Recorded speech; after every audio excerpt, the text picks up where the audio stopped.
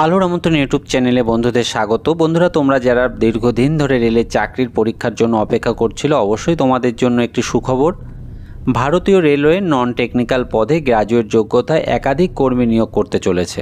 আজকের ভিডিওতে আমি তোমাদের সাথে ফর্ম ফিল আপের শুরুর ডেট, শেষের ডেট, সেই সঙ্গে শিক্ষাগত যোগ্যতা, বয়স, মাইনে, সিলেবাস, আবেদনের ওয়েবসাইট, আবেদনের ফিস, এক কথায় সমস্ত খুঁটিনাটি বিষয়গুলোই তুলে ধরার চেষ্টা করব। বন্ধুদের বলবো ভিডিওটি স্কিপ না করে একদম প্রথম থেকে শেষ পর্যন্ত দেখবার জন্য। আর বন্ধু, ভিডিওটি দেখার পর যদি তোমাদের কোনো কোয়ারিজ থেকে থাকে অবশ্যই তোমরা আমাকে কমেন্ট বক্সে প্রশ্ন করে জানাতে পারো। বন্ধুরা, Indian railway chief commercial cum ticket supervisor, station master, goods train manager, junior account assistant cum typist, senior clerk cum typist পদে কিন্তু একাধিক কর্মী নিয়োগ করতে চলেছে। অনলাইনের মাধ্যমেই সম্পূর্ণ আবেদন প্রক্রিয়া চলবে। Date of publication in RRB website, আরআরবির ওয়েবসাইটে কিন্তু এটি পাবলিকেশন হয়েছে 13/9/2024। অনলাইন রেজিস্ট্রেশন অফ অ্যাপ্লিকেশান 14/9/2024 থেকে কিন্তু অলরেডি শুরু হয়ে গেছে আবেদন, এবং এই আবেদন প্রক্রিয়া চলবে 13/10/2024 রাত 11:59 পর্যন্ত।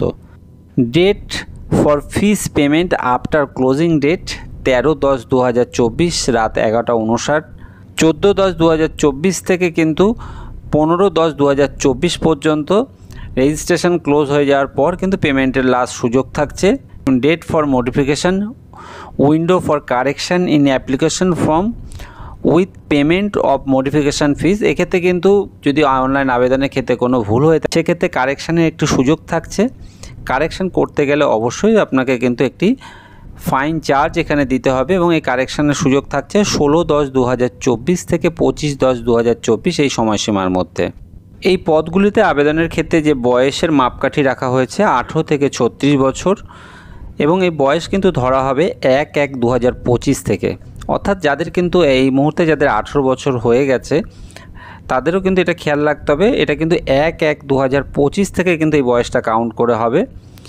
ইডাব্লিউএস এবং ইউআর ক্যাটাগরির ক্ষেত্রে বয়স 18 থেকে 36, এবং এটা 2/1/89 থেকে কিন্তু অনলাইনের মাধ্যমে যাদের বয়স রয়েছে আবেদন করতে পারবে।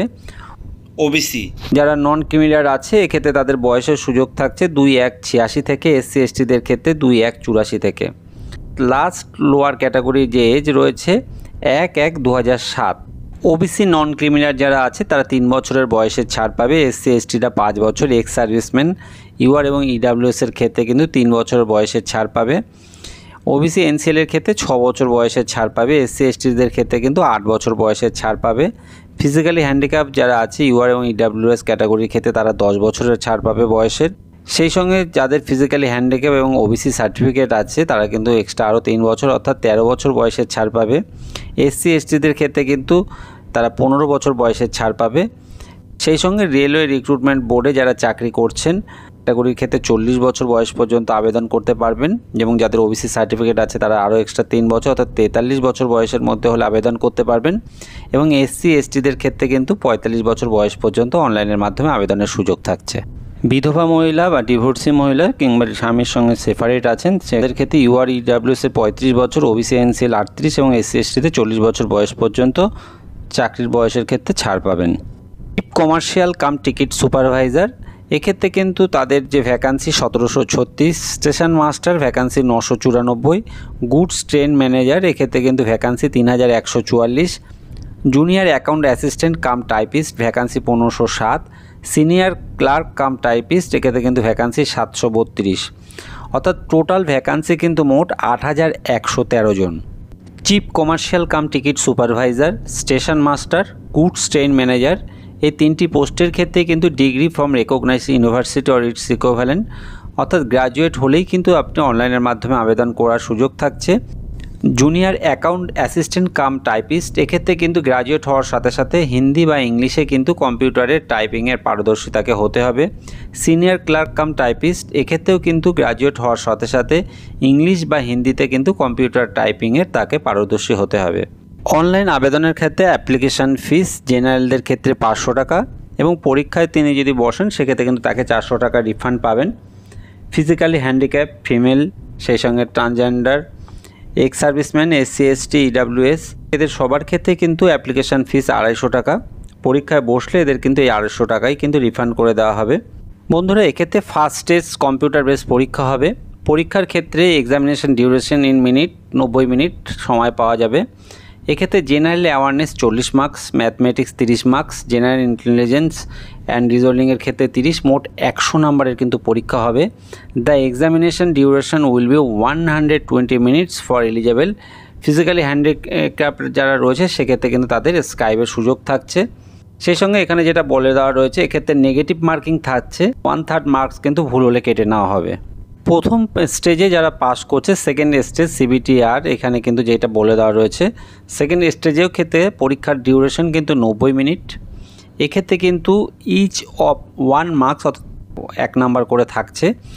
জেনারেল অ্যাওয়ারনেস এক্ষেত্রে 50 নাম্বারে থাকছে, mathematics 35 number, general intelligence and reasoning কিন্তু 35, মোট 120 নাম্বারের পরীক্ষা হবে। এক্ষেত্রেও কিন্তু 1/3 নেগেটিভ মার্কিং থাকছে। প্রিয় বন্ধুরা, নিচে ডেসক্রিপশানে অনলাইন আবেদনের লিঙ্কটি দিয়ে দেবো, যেখান থেকে চাইলে তোমরা সরাসরি অনলাইনের মাধ্যমে আবেদন করতে পারবে। সেই সঙ্গে এই টোটাল নোটিফিকেশানের লিঙ্কটিও কিন্তু আমি নিচে ডেসক্রিপশানে দিয়ে দেবো, যেখান থেকে তোমরা চাইলে সরাসরি যে নোটিফিকেশানটি দেখে নিতে পারবে। বন্ধুরা, নন টেকনিক্যাল গ্র্যাজুয়েট পদের আবেদনের শেষ ডেট 13/10/2024 রাত 11:59 পর্যন্ত। অনলাইন আবেদনের ক্ষেত্রে আবেদনকারীর একটি মোবাইল নাম্বার এবং একটি বৈধ ইমেল আইডি, এই দুটি ক্ষেত্রেই কিন্তু আবেদনের সময় OTP যাবে। এই সঙ্গে আবেদনকারীর white background, colour fluorescent photo, আবেদনকারীর সিগনেচার, আবেদনকারীর মাধ্যমিক থেকে গ্র্যাজুয়েশনের সমস্ত মার্কশিট এবং সার্টিফিকেট, আবেদনকারীর আধার কার্ড, মোটামুটি এই সমস্ত ডকুমেন্টসগুলো কিন্তু অনলাইন আবেদনের ক্ষেত্রে প্রয়োজন হবে।